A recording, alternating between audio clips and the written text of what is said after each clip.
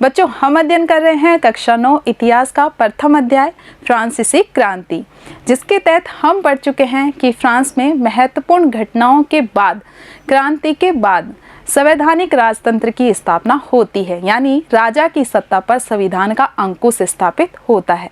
लेकिन कुछ समय बाद यह संवैधानिक राजतंत्र भी विफल हो जाता है और फ्रांस में गणतंत्र की स्थापना होती है। तो आज की वीडियो में हम यही पढ़ने वाले हैं कि किस तरह से राजतंत्र का उन्मूलन होता है और गणतंत्र की स्थापना होती है। बच्चों 1791 में जो संविधान लागू हुआ उसके तहत फ्रांस में संवैधानिक राजतंत्र की स्थापना की गई। हालांकि फ्रांस के राजा लुई 16वें के द्वारा संविधान को स्वीकार तो कर लिया जाता है, लेकिन उनकी प्रशा के राजा के साथ गुप्त वार्ता चल रही होती है। किसके राजा के साथ? प्रशा के राजा के साथ। और ये गुप्त वार्ता कैसी होती है भाई? आप इसको ये समझिए कि लुई 16वें क्या था? निरंकुश राजा था, राजशाही शासन था। अब उसकी शक्तियों को सीमित कर दिया तो उसके अब ये सहन नहीं हो रहा। तो आसपास के उस वक्त मैंने बताया 18वीं सदी में यूरोप में क्या पूरे विश्व में लगभग राजशाही थी, राजा का शासन था। अब उसने आसपास के जो राजा थे प्रशा का, ऑस्ट्रिया के, इनके साथ वार्ता की और सभी राजाओं ने क्या देखा इस चीज़ को कि ये तो राजशाही पे संकट है। आज फ्रांस में ये घटना हो रही है, आज फ्रांस में राजा की शक्ति को सीमित किया गया है, कल को प्रशा में करेंगे, कल को ऑस्ट्रिया में करेंगे लोग, तो इन चीज़ों को रोकना जरूरी है। तो ये सब मिलके आपस में गुप्त योजना बना रहे होते हैं कि कैसे करके हम फ्रांस के राजा के महत्व को दोबारा से स्थापित करें, मतलब किसी भी माध्यम से, आक्रमण के माध्यम से या किसी भी तरीके से।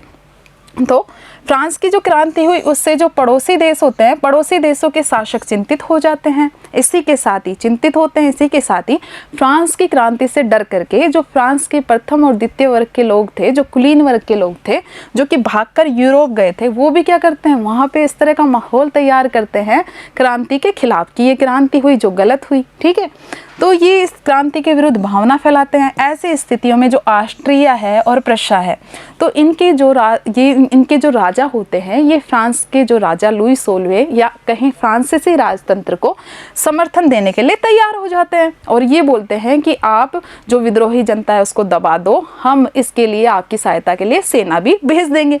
तो ये इस तरह की ये क्या चल रही होती है, गुप्त योजना चल रही होती है राजा की। ठीक है, हालांकि संवैधानिक राजतंत्र बन गया लेकिन मन से वो स्वीकार नहीं कर पा रहा और ये फ्रांस के खिलाफ ही षड्यंत्र रच रहा है। अब होता क्या है कि ये कुछ करें इससे पहले जो नेशनल असेंबली है ना, तो 1792 में नेशनल असेंबली को ये सब बातें, गुप्त जो भी योजना थी, ये पता चल जाती है और नेशनल असेंबली खुद ही क्या कर देती है, घोषणा कर देती है। किसके खिलाफ युद्ध की? प्रशा और ऑस्ट्रिया के खिलाफ युद्ध की घोषणा कर देती है और एक प्रस्ताव पारित कर दिया जाता है और इससे क्या होता है, पूरे यूरोप में युद्ध की स्थिति उत्पन्न हो जाती है। मैंने शुरुआत में बताया था ना कि फ्रांस की क्रांति सिर्फ फ्रांस के लिए नहीं, पूरे विश्व के इतिहास के लिए मील का पत्थर है। अब देखो कैसे फ्रांस की समस्या अब पूरी वैश्विक समस्या क्रिएट हो गई, कैसे पूरे यूरोप में युद्ध की स्थिति उत्पन्न हो गई। एक तरफ तो राजशाही है और राजशाही जो शासन व्यवस्था है, जो जितनी भी राजशाही सरकार है वो है, और दूसरी तरफ क्या है, दूसरी तरफ है अपने क्रांतिकारी, फ्रांस के क्रांतिकारी। ठीक है, तो ये नेशनल असेंबली कर देती है युद्ध की घोषणा। अब जो ये क्रांतिकारी होते हैं, और क्रांतिकारी में आपको पता है जो जनसाधारण के लोग थे, किसान लोग थे, मजदूर लोग थे, ये लोग क्या करते हैं, ये लोग इस युद्ध को यूरोप के राजाओं और कुलीनों के खिलाफ जनता की जंग के रूप में लेते हैं कि एक तरफ तो क्या है जनता और एक तरफ दूसरी तरफ क्या है, राजा है, कुलीन लोग हैं। तो ये इस तरह से, ये भी इस तरह से इस जंग को लेते हैं और बड़ी संख्या में खुद ही सेना में भर्ती होने के लिए आने लग जाते हैं। और जब ये सेना में भर्ती होने के लिए आते हैं तो वीरतापूर्वक गाने भी गाते हैं। तो ऐसे समय में कवि थे रोजेट डी लाइल। क्या नाम था कवि का? रोजेट डी लाइल। तो इनके द्वारा एक गीत रचित था, मार्सिले। क्या था गीत का नाम? मार्सिले। तो ये गीत समय सेवकों के द्वारा गाया जाता है पेरिस कूच करते समय। अरे हमारे यहाँ भी तो कितने गीत रचे गए हैं, राष्ट्रगान, राष्ट्रगीत और भी कई देशभक्ति वाले तराने जो कि जोश भरने का काम करते थे। तो इसी तरह से इम्पोर्टेंट है ये मार्सिले गीत। तो ये किसने लिखा? रोजेट डी लाइन ने, और ये इनके द्वारा गाया जाता है। आगे चल करके यही जो मार्सिले गीत है ये बनता है फ्रांस का राष्ट्रगान। तो इम्पोर्टेंट है ये, है ना। तो इस तरह से जनता भी तैयार हो जाती है। तो ये जो युद्ध होते हैं, इन क्रांतिकारी युद्धों से स्थिति फ्रांस की और भी ज़्यादा खराब हो जाती है। अब पुरुष थे वो युद्ध में भाग लेने के लिए चले गए, पीछे से सारे घर बाहर की जिम्मेदारी आ जाती है महिलाओं के कंधे पर। तो जनता को भारी क्षति झेलनी पड़ी, आर्थिक कठिनाई भी झेलनी पड़ी, घर परिवार की जिम्मेदारी औरतों के कंधों पर आ गई। हालांकि इस दौरान कई क्लबों का निर्माण हुआ। राजनीतिक क्लब में अड्डे जमा करके लोग सरकारी नीतियों पर बहस करते थे, सरकारी नीतियों पर विचार विमर्श करते थे। अब ये जितने भी क्लब स्थापित हुए, महिलाओं के भी क्लब हुए, पुरुषों के भी क्लब हुए, है ना, क्लब आप यूं समझ लो कि कुछ ग्रुप्स ऐसे बन गए।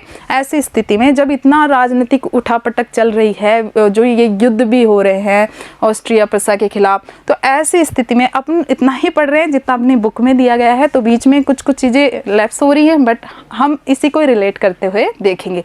तो ये कुछ क्लब भी बन जाते हैं जो कि सरकार ये कर रही है, ये ठीक कर रही है या नहीं कर रही है, मतलब पक्ष विपक्ष के सब तरह की उसमें चर्चाएं की जाती है। तो ये जितने भी क्लब बनते हैं ना, इनमें जैकोबिन क्लब सबसे ज़्यादा सफल होता है। कौन सा क्लब? Jacobin club. अब आगे देखो, जो ये जैकोबिन क्लब होता है इसका मुखिया होता है रोबेस्पियर। कौन होता है? रोबेस्पियर। पहले इस क्लब के बारे में पढ़ते हैं कि कौन कौन लोग थे इसके सदस्य। तो फ्रांस की राजनीति में अपन देखें ना, तो उस समय दो ही क्लब ऐसे थे महत्वपूर्ण बड़े क्लब, जो कि गणतंत्र का समर्थन करते थे। गणतंत्र यानी जनता के द्वारा बनाया गया शासन, है ना, जो कि राजशाही का विरोध करते थे और गणतंत्र का समर्थन करते थे, जिसमें एक था जिरोदिस्ट और दूसरा था जैकोबिन। अब जिरोदिस्ट अपने सिलेबस में अपनी बुक में दे नहीं रखा है, वैसे भी महत्वपूर्ण भूमिका जैकोबिन की ही रहती है, तो अपन जैकोबिन को ही देखते हैं कि जैकोबिन क्या था। तो जैकोबिन दल का केंद्र पेरिस था। इसके मुख्य नेता थे मैक्समिलियन रोबेस्पियर। कौन थे इसके नेता? रोबेस्पियर इसके महत्वपूर्ण नेता थे। आगे चल के हम देखेंगे कि गणतंत्र की रक्षा के लिए वो आतंक का राज्य भी स्थापित करते हैं, है ना, अगले वीडियो में हम देखेंगे। तो इस दल के जो अधिकांश बैठक थी वो पेरिस के एक गिरजाघर में होती थी, जिसका नाम था, एक चर्च में होती थी जिसका नाम था कॉन्वेंट ऑफ सेंट जैकब। अब इस चर्च में इनकी बैठक होने के कारण ही इसका नाम क्या पड़ गया? जैकोबिन। ठीक है, क्योंकि चर्च का नाम क्या था? Convent of Saint Jacob. तो इसका नाम क्या हो गया क्लब का? जैकोबिन। तो ये यहाँ पे आप रोबेस्पियर को देख पा रहे हैं। आगे देखते हैं कि जैकोबिन क्लब के जो सदस्य थे वो मुख्यतः समाज के कम संपन्न वर्ग से आते थे। कम संपन्न में आप समझ ही गए, जो जनसाधारण वर्ग थे, जो कि सरकार की जो गलत नीतियों का विरोध कर रहे थे, है ना। तो ये कम संपन्न वर्ग के लोग आते थे, जैसे छोटे छोटे दुकानदार आते थे, कारीगर आते थे, पेस्ट्री बनाने वाले लोग आते थे, छपाई करने वाले आते थे, नौकर आते थे, दिहाड़ी मजदूर, ये सभी जैकोबिन क्लब के सदस्य थे। अब देखते हैं कि ये जो जैकोबिन क्लब है ना, इसने क्या भूमिका निभाई फ्रांस के संघर्ष में, जो जनता का संघर्ष था उसमें। अब ये जैकोबिन दल के जो सदस्य थे, अब इन्होंने सबसे पहले तो अपने जो वेशभूषा थी वो डिसाइड की कि हमारी यूनिफॉर्म क्या होगी। ठीक है, तो इन्होंने अपनी वेशभूषा अपनाई कुलीन वर्ग से हटके, और वेशभूषा के माध्यम से ये दिखाने की कोशिश की कि जैसे हम तुम्हारी वेशभूषा को महत्व नहीं देते हैं, उसको ख़त्म कर रहे हैं, वैसे ही कुछ समय में हम तुम्हारी राजनीतिक सत्ता को भी ख़त्म कर देंगे। ठीक है, अब देखो क्या अंतर था इनकी ड्रेस में और कुलीन वर्ग की ड्रेस में। ये देखो, जैकोबिन दल के सदस्य गोदी कामगारों की तरह धारीदार लंबी पतलून पहनते थे। अब गोदी कारीगर कौन होते हैं?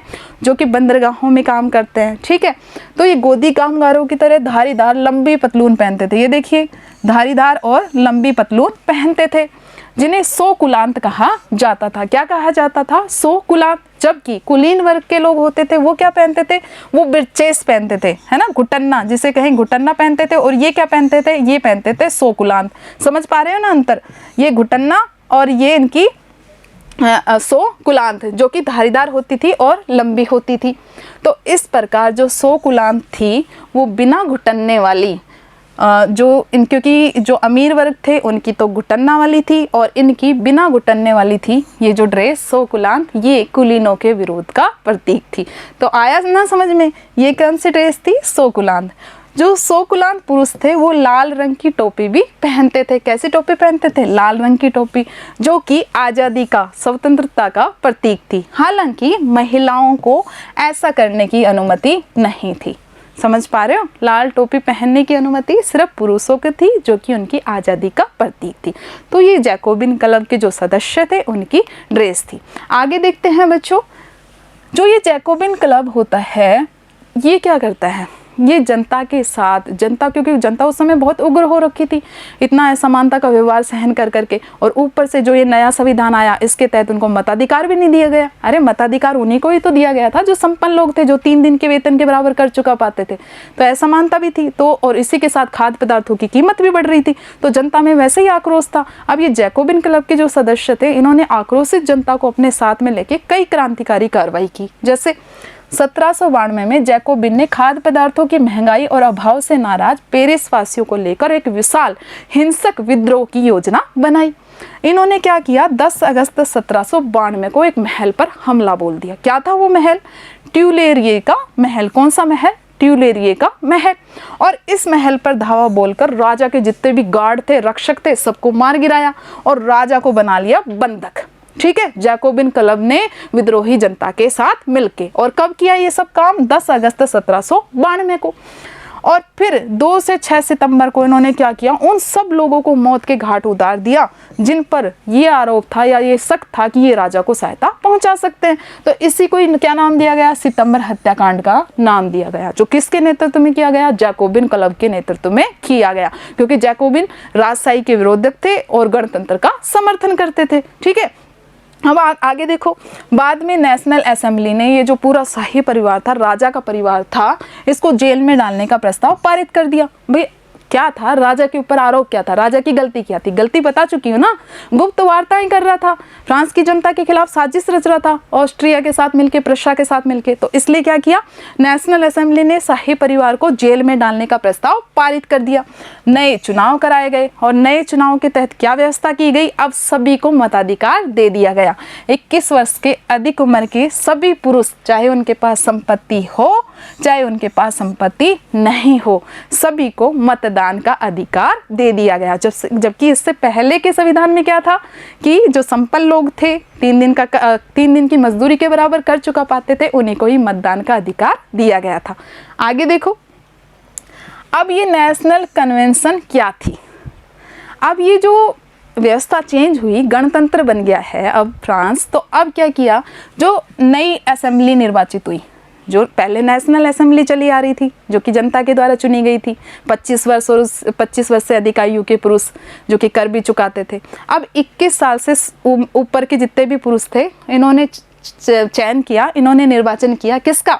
एक असेंबली का। और उस असेंबली को क्या नाम दिया गया? कन्वेंशन। क्या नाम दिया गया? कन्वेंशन। ठीक है, अब कन्वेंशन इस असेंबली को नाम दिया गया। और इसने क्या किया, 21 सितंबर, डेट याद रखना, वेरी वेरी इंपॉर्टेंट है, 21 सितंबर 1792 को फ्रांस में राजतंत्र का अंत कर दिया पूरी तरह से। कैसा भी नहीं रहेगा, निरंकुश, संवैधानिक, कैसा भी नहीं, राजतंत्र का अंत करके गणतंत्र की स्थापना कर दी। अब बच्चों, गणतंत्र एक बात समझ लो, गणतंत्र क्या होता है? गणतंत्र सरकार का वह रूप होता है जहाँ सरकार का चुनाव कौन करती है? जनता करती है। भारत में है ना गणतंत्र, अरे भारत एक लोकतांत्रिक देश है ना, ठीक है, तो भारत में सरकार का चुनाव किसके द्वारा किया जाता है? जनता के द्वारा। तो अब फ्रांस भी क्या बन गया था? गणतंत्र बन गया था। लुई सोलवे को क्या किया गया? न्यायालय के द्वारा देशद्रोह का आरोप लगाया गया। भाई देश के खिलाफ साजिश रच रहा था, तो देशद्रोह का आरोप लगाकर मौत की सजा सुना दी गई और उनको 21 जनवरी 1793 को प्लेस, क्या नाम था? डी लो कॉनकॉर्ड। कहाँ पर फांसी दी गई? डी लो कॉनकॉर्ड नामक एक प्लेस पे सार्वजनिक रूप से उनको फांसी दे दी गई। किसको? लुई सोलवे को। और उन्हीं के साथ साथ जल्द ही रानी मेरी एंटोनेट जो कि ऑस्ट्रिया की थी, है ना, जो उनकी रानी थी, उनको भी क्या दे दी गई? फांसी दे दी गई। निरंकुश और जो अत्याचारी शासन था उसका क्या हो गया? खात्मा हो गया और फ्रांस में गणतंत्र की स्थापना हो गई। आगे देखो, अब क्या होता है, फ्रांस में गणतंत्र तो स्थापित हो गया, लेकिन जो जैकोबिन क्लब था उसके जो मुख्य थे रोबेस्पियर, उनके द्वारा इस गणतंत्र की रक्षा के लिए, क्योंकि जो नया गणतंत्र स्थापित हुआ वो अब कुलीन वर्ग के लोगों को तो नहीं पच पा रहा था, तो कुलीन वर्ग के लोग इसके खिलाफ साजिश दोबारा से न रचे। इसके लिए रोबेस्पियर ने गणतंत्र की रक्षा के लिए 1 साल तक की अवधि के लिए एक ऐसा राज स्थापित किया जिसे आतंक राज के नाम से जाना गया। इसके दौरान उन्होंने क्या किया कि जितने भी गणतंत्र के विरोधी लोग थे उन सबको मरवा दिया। इसी के साथ ही वो लोग भी, चाहे उनकी पार्टी के ही क्यों ना हो, जो उनके उनकी विचारधारा के खिलाफ जा रहे थे उन सबको उन्होंने मरवा दिया। हालांकि ये नीति आगे जाकर इतनी अति हो गई कि खुद रोबेस्पियर के खिलाफ विद्रोह लगे और उनको भी सेम यही गिलोटिन की सजा मिली। तो चलो देखो, आतंकराज 1793 से 1794 ईस्वी। आतंक का शासन रोबेस्पियर जो कि जैकोबिन क्लब के मुखिया थे उनके द्वारा गणतंत्र की रक्षा के लिए और आंतरिक जो विद्रोह हो रहे थे उनके दमन के लिए फ्रांस की विदेशी आक्रमणों से रक्षा हेतु 1793 से 94 के दौरान अपनाया गया था। ठीक है, तो आपसे डायरेक्ट क्वेश्चन आएगा कि आतंक के राज से क्या समझते हैं। तो आतंक का राज 1793 से 94 की अवधि में जैकोबिन क्लब के जो मुखिया थे रोबेस्पियर उनके द्वारा अपनाया गया शासन था, स्थापित किया गया शासन था, जिसमें फ्रांस की विदेशी आक्रमणों से रक्षा और जो आंतरिक विद्रोह थे उनसे बचाव और साथ ही जो गणतंत्र के दुश्मन थे उनसे बचाव के लिए यह शासन स्थापित किया गया था। रोबेस्पियर ने कैसी नीति अपनाई? नियंत्रण और दंड की सख्त नीति अपनाई, जिससे क्या हुआ कि जो कुलीन लोग थे, पादरी लोग थे, जितने भी कुलीन लोग थे, सबके मन में भय व्याप्त हो गया। कैसे कि उन्होंने जितने भी कुलीन थे, पादरी थे या अन्य राजनीतिक दलों के सदस्य थे या खुद उनकी पार्टी के सदस्य जो कि उनके विचारों से सहमत नहीं थे, उन सभी को गिरफ्तार कर जेल में डाल दिया और एक क्रांतिकारी न्यायालय के द्वारा उन पर मुकदमा चलवाया गया। ठीक है, उनको जेल में पकड़ के डाल दिया जो भी गणतंत्र के उनको दुश्मन नजर आते थे, चाहे वो खुद की पार्टी का ही क्यों ना हो। और फिर क्या करते थे, अगर दोषी पाया जाता तो उन्हें गिलोटिन पर चढ़ाकर खत्म कर दिया जाता था। अब ये गिलोटिन क्या होता था? गिलोटिन क्या होता था? 2 खंबे होते थे, 2 खंबों के बीच में एक मशीन लटकती रहती थी। ठीक है, अब यहाँ पे सर रख करके क्या कर दिया जाता था? फांसी की सजा दे दी जाती थी। आप देख पा रहे हैं यहाँ चित्र में भी है। और इसका नाम गिलोटिन इसलिए पड़ा क्योंकि जो इसका आविष्कार किया था ना वो डॉक्टर गिलोटिन ने किया था, इसलिए इसका नाम गिलोटिन रखा गया। तो सबको गिलोटिन पे चढ़ा के फांसी की सजा दे दी जाती थी। तो आतंक का राज कायम हो गया, लोग बाग डरने लग गए। तो रोबेस्पियर सरकार ने हालांकि इस दौरान 1 साल के दौरान कुछ अच्छी नीतियां भी बनाई, जैसे उन्होंने उस वक्त की जो मुख्य समस्या थी खाद्य पदार्थों की समस्या, उसको दूर करने के लिए क्या किया? मजदूरी की अधिकतम सीमा तय कर दी और कीमतों की भी अधिकतम सीमा तय कर दी कि इतने तक ही कीमतें रह सकती हैं, इससे ज़्यादा नहीं बढ़ सकती। इसके साथ ही जो गोश्त होता था, पाव रोटी होता था, इनकी सबकी राशनिंग कर दी, राशन के थ्रू ये चीज़ें दी जाने लग गई।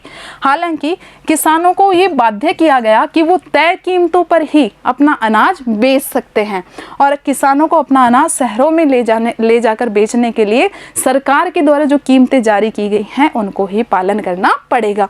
इसी के साथ ही महंगे सफ़ेद आटे के इस्तेमाल पर रोक लगा दी गई और सभी नागरिकों के लिए गेहूं से बनी, साबुत गेहूं से बनी रोटी अनिवार्य कर दी गई, क्योंकि यह रोटी बराबरी का प्रतीक थी कि सभी साबुत गेहूं से बनी रोटी खाओ। और यह रोटी क्या कहलाई? समता रोटी, कि सभी लोग समता रोटी खाओ। ठीक है, इसके अलावा इन्होंने क्या किया? आम बोलचाल में जो शब्द यूज होते थे जैसे कि मॉन्स्यूर यानी महाशय, मदाम यानी महोदया, इनके स्थान पे फ्रांसीसी पुरुषों व महिलाओं को सितोयेन, सितोयेन मतलब नागरिक, फ्रांसीसी भाषा के अनुसार सितोयेन, ठीक है, और सितोयीन यानी नागरिक का नाम से संबोधित किया जाने लग गया। यानी मतलब जो इसके सदस्य, जैसा कि मैंने बताया पहले, वो दबे हुए लोग थे, जनसाधारण लोग थे, जिन्होंने जो कि जैकोबिन क्लब के सदस्य थे। तो इन्होंने इसलिए तो विद्रोह किया था कि जो राजशाही थी, संवैधानिक राजतंत्र, उसका पूरा खात्मा हो जाए, गणतंत्र की स्थापना हो। और इसके तहत अब कोशिश की जा रही थी कि समानता के शासन की स्थापना हो। तो बच्चों, इन्होंने क्या किया? चर्चों को बंद कर दिया। चर्च के जो बड़े बड़े भवन होते थे उनको दफ्तर बना दिया गया या फिर बैरक बना दिया गया।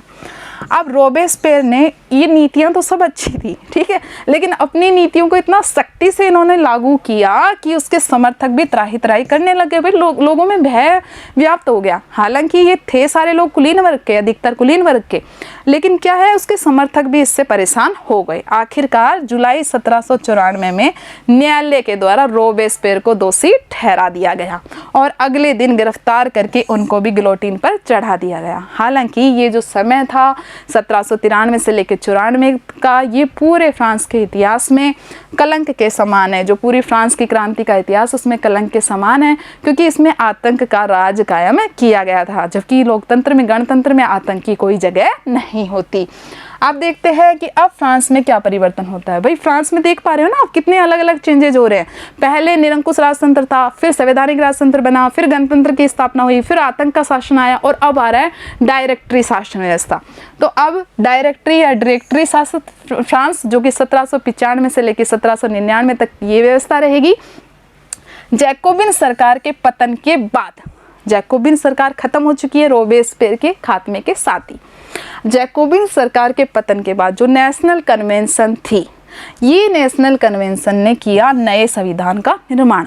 फिर से एक और संविधान बना दिया गया। इससे पहले के 2 संविधान बन चुके हैं, अब एक और संविधान निर्मित हो गया, तीसरा। नए संविधान के तहत अब शक्ति किसी एक व्यक्ति में केंद्रित नहीं रखी। भाई रोबेस्पियर में केंद्रित हो गई थी, तो अब शक्ति किसी एक व्यक्ति में केंद्रित न रख करके क्या किया, संविधान का निर्माण कर जो कार्यपालिका थी ना उसका उत्तरदायित्व सौंप दिया गया 5 सदस्यों वाली डायरेक्टरी को। 5 सदस्य होते थे और कार्यपालिका में, और उसको नाम दिया गया डायरेक्टरी। क्या नाम दे दिया गया उसको? डायरेक्टरी नाम दे दिया गया। और नए संविधान के तहत जो पहला वाला वर्ग था, कुलीन वर्ग के लोग थे, कहीं ना कहीं उनके सपोर्ट वाली व्यवस्था स्थापित की गई। क्या कि जो मताधिकार पहले सबके लिए आम कर दिया गया था ना, इससे पहले हमने देखा गणतंत्र की स्थापना के साथ कि 21 वर्ष वाले सभी वोटिंग कर सकेंगे। अब क्या किया कि नए संविधान के तहत जो संपत्तिहीन वर्ग था, जिसके पास संपत्ति नहीं थी, उसे मताधिकार से वंचित कर दिया गया। और इस नए संविधान के द्वारा 5 सदस्यों वाली एक कार्यपालिका बनाई गई जिसे डायरेक्टरी या डायरेक्टरी का नाम दिया गया। और इसी के साथ ही 2 चुनी गई विधान परिषदों का प्रावधान किया गया। और इन विधान परिषदों को कौन चुनेंगे? संपत्ति वाले तबके, ठीक है, ऐसे पुरुष जिनके पास क्या होगी? संपत्ति होगी। आगे देखो, लेकिन डायरेक्टरी का शासन आंतरिक प्रशासन में सफल नहीं हुआ, क्योंकि इन डायरेक्टरों का झगड़ा चलता रहता था विधान परिषदों से, और विधान परिषदों के पास थोड़ी पावर होती थी क्योंकि जनता के द्वारा चुन के आते थे। तो विधान परिषद इन्हें बर्खास्त करने की सोचती थी। तो इनकी आपसी झगड़े से समाज में अव्यवस्था कायम हो गई। यानी डायरेक्टरी का शासन तो स्थापित हुआ लेकिन सफल नहीं हो पाया। और इसका फायदा उठाया सेना ने। किसने फायदा उठाया? सेना ने। आप कहीं भी देख लो, आज के संदर्भ में देख लो कि जहाँ पे भी कार्यपालिका प्रधान कमजोर पड़ता है, कार्यपालिका शक्ति कमजोर पड़ती है, व्यवस्थापिका कार्यपालिका में झगड़ा होता है, सेना फायदा उठाने की कोशिश करती है। तो यहाँ पर भी क्या किया? सेना ने फायदा उठाया। जो सेना के मुखिया थे नेपोलियन, उन्होंने डायरेक्टरी के इस राजनीतिक अस्थिरता वाले शासन का अंत कर दिया और खुद क्या बन गए? काउंसिल बन गए। और आगे चल के खुद को सम्राट घोषित कर देते हैं फ्रांस का। तो फ्रांस जहाँ से शुरू हुआ था ना निरंकुश शासन से, निरंकुश राजतंत्र से, तो अब राजतंत्र तो नहीं रहा लेकिन वापस से वही निरंकुशवाद आ गया। देखो कैसे। सबसे पहले देखो नेपोलियन बोनापार्ट के बारे में। नेपोलियन की गणना विश्व के महान सेनापतियों में होती है। 1795 में डायरेक्टरी शासन में इन्होंने धीरे धीरे कैसे अपना रोल बढ़ाया। 1795 में सबसे पहले जब डायरेक्टरी शासन चल रहा था तो जो राजतंत्र के समर्थक थे, राजा के शासन के जो समर्थक थे, उन्होंने जो विद्रोह किया इन्होंने उसको दबाया, है ना। और फिर सेना के जनरल नियुक्त हुए। इनके प्रभाव को देखते हुए, इनके महत्वपूर्ण ये जो कार्य किया इसको देखते हुए इन्हें सेना का जनरल बना दिया गया। फिर इन्होंने धीरे धीरे क्या किया? जो ऑस्ट्रिया था, इटली था, उनको पराजित किया सेना का प्रमुख रहते हुए। और जब डायरेक्टरी का शासन फ्रांस में अलोकप्रिय हो रहा था तो इन्होंने इस स्थिति का फायदा उठाया और इन्होंने क्या किया? शासन की जो शक्ति थी वो 3 कौंसिल को सौंप दी और खुद बन गए प्रधान कौंसिल। और ये नाम मात्र का कौंसिल का शासन था, नाम मात्र का गणतंत्र था। असली जो सत्ता थी वो किसके पास थी? असली जो वास्तविक शक्ति थी वो आ गई नेपोलियन के हाथ में। ठीक है। 1804 में उसने स्वयं को कर दिया फ्रांस का सम्राट घोषित। इस तरह से फ्रांस में नेपोलियन के तानाशाही और साम्राज्यवादी शासन की शुरुआत हुई। हालांकि उसने पड़ोसी यूरोपीय देशों की विजय यात्रा शुरू की, आसपास जितने भी राजवंश थे, राजा के शासन थे, उनको समाप्त किया और उन जगह की बागडोर सौंप दी अपने परिवार के लोगों के हाथों में, अपने रिश्तेदारों के हाथ में। तो यूरोप में नेपोलियन को मुक्तिदाता के रूप में देखा जाने लग गया, क्योंकि लोगों को लगा कि इन्होंने निरंकुश राजशाही से मुक्ति दिलाई है। अरे भाई, नेपोलियन ने क्या किया? फ्रांस का सम्राट बनने के बाद यूरोप की विजय यात्रा शुरू की और क्षेत्रों को जीतना शुरू किया, जितने भी थे ऑस्ट्रिया वगैरह। तो इनको जीत करके क्या किया, इनकी जितनी भी राजशाही सरकार थी उनको हटा दिया और खुद के परिवार के लोगों को वहाँ पे शासन दे दिया। तो लोगों को लगा कि नेपोलियन मुक्तिदाता है, लेकिन बहुत बाद में समझ में आया जब अति हो गई कि ये तो साम्राज्यवादी है, अपने साम्राज्य का विस्तार कर रहा है, तानाशाही है ना। आगे देखो, नेपोलियन ने खुद को यूरोप के आधुनिकीकरण का अग्रदूत कहा, क्योंकि उन्होंने यूरोप में कई सुधार किए। उन्होंने निजी संपत्ति की सुरक्षा के कानून बनाए, दशमलव पत्ती पर आधारित नाप तोल की एक समान प्रणाली चलाई। लेकिन उनकी साम्राज्यवादी महत्वाकांक्षा इतनी ज़्यादा थी कि जल्द ही उनकी सेनाओं को लोग मुक्तिदाता के स्थान पर हमलावर मानने लग गए। हालांकि हमारी बुक में इतना ज़्यादा नहीं है नेपोलियन के बारे में, लेकिन हमें पता होना चाहिए कि फ्रांस किन किन चरणों में गुजरा। पहले निरंकुश राजतंत्र, फिर संवैधानिक राजतंत्र, फिर गणतंत्र, फिर आतंक का शासन, फिर डायरेक्टरी का शासन, और ये आ गया जी नेपोलियन का शासन। वापस से हो गई वही शक्ति का केंद्रीकरण। ठीक है, अब नेपोलियन का जो खात्मा है वो होता है वाटरलू के युद्ध के द्वारा। 1815 के वाटरलू के युद्ध में मित्र जो राष्ट्र होते हैं, वो सारे जो राजशाही वाले जो राष्ट्र होते हैं ना, कौन कौन, प्रुष्या, ऑस्ट्रिया, रूस, ये सब मिलकर के इनके खिलाफ कर देते हैं युद्ध, धावा बोल देते हैं। नेपोलियन को पकड़ लेते हैं, कैद कर लेते हैं। कैद में आगे उनकी 1821 में मृत्यु हो जाती है और 1815 से वापस से राजशाही शासन की यूरोप में स्थापना होने लग जाती है।